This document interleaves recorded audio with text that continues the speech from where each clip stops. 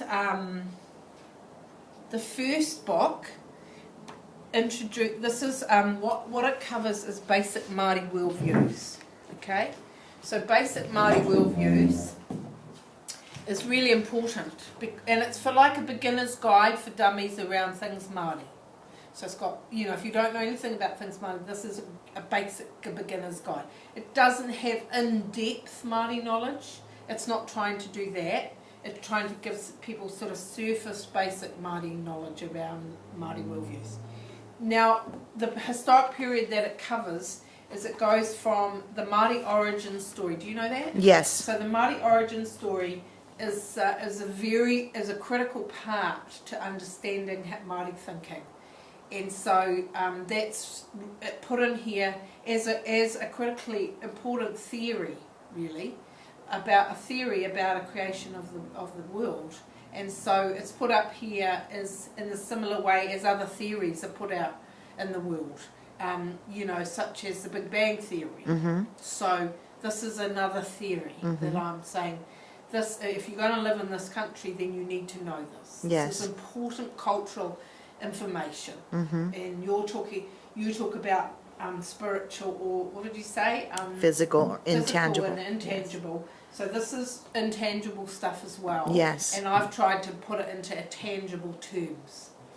Then it goes into Maui, and ancestors, and then it goes into Gondwana land and how the Māori story of the beginning of the land of Aotearoa, this land, New Zealand, came into existence, runs parallel with the Gondwana land story. So it really, they support each other. And then it looks at migration from the Pacific and how Māori deliberately explored, discovered New Zealand. So Tasman and Cook didn't discover New Zealand. And that's a really important point in this history, because there are still people in this country that teach and believe and say, I saw it on TV last night, that said that Cook discovered this country and he didn't. So it's still being taught in this country. And you know that Columbus discovered America, that's still being taught. So with this, in this, Columbus didn't, he gets mentioned that he didn't discover America. Yes, that's right. So that's all in there.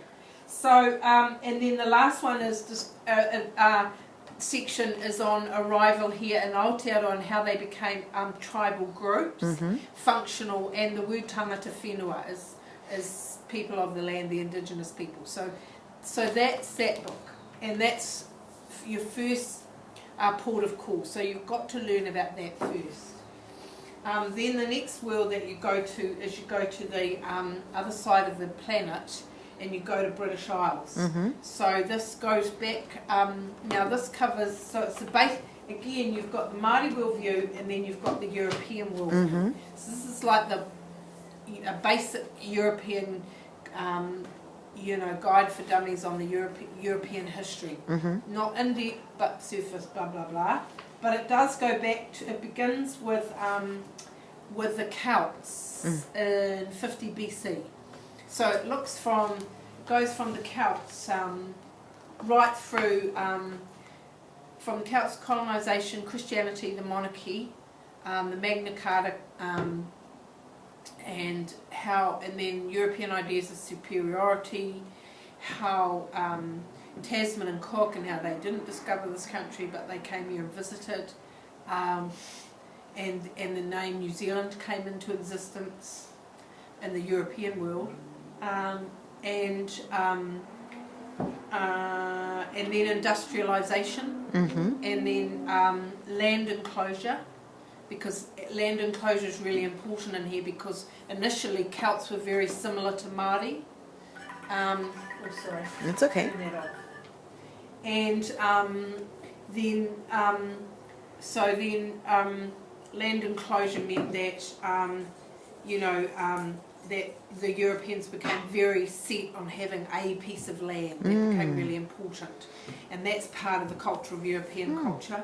And then you've got going up to the 19th century, you get the famines and poverty, and in Scotland, Ireland, Wales and England, and then the immigration to Aotearoa.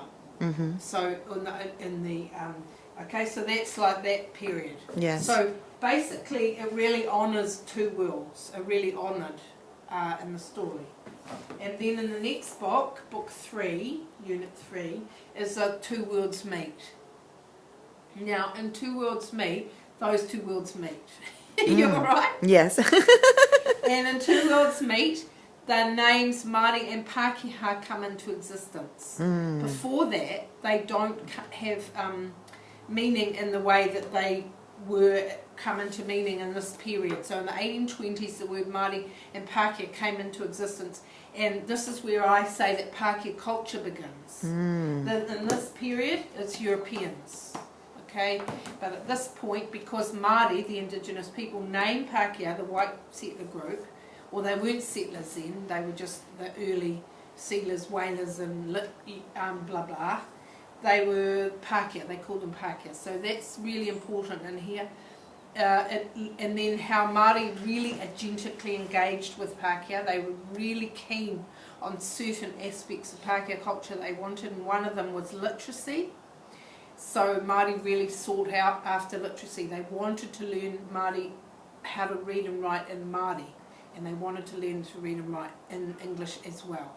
So so that's very much part of that. And then now what's really important in here is, and then in 1835, the Māori people wrote a letter to the King of England at the time that, hi darling, we're in an interview.